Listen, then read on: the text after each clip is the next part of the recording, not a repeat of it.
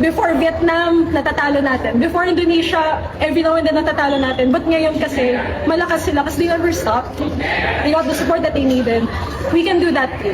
The season is coming up, so everyone is going to focus on that. But yung long-term program that we keep talking about, I think we got one step down na we were able to maintain the pool for 2 years. Hopefully, the next few years, ganun din yung mangyari. But the other steps naman na kailangan ito pa rin dun sa long-term program na yun is yung proper preparation coming into tournaments like this.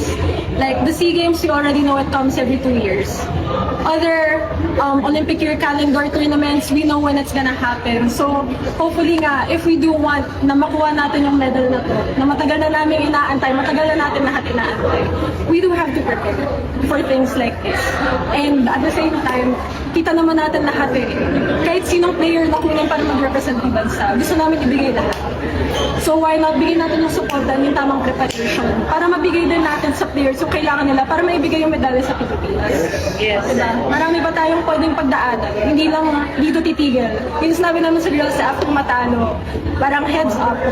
Yung hinihingi lang naman today talaga is bukas lahat sa court. Kahit anong mangyari kasi doon mo lang malalaman kung nasaan ka na bilang isang atleta, doon ka matututo. Like this is already my 4th SEA Games and every SEA Games, like I learned something new. Kahit gaano kasakit, I always learn something new. Yun yung sinabi namin sa mga bata, this is your first SEA Games. Marami ka pang pagdadaanan. Use this as yung motivation mo to get better. There's always something to improve moving forward.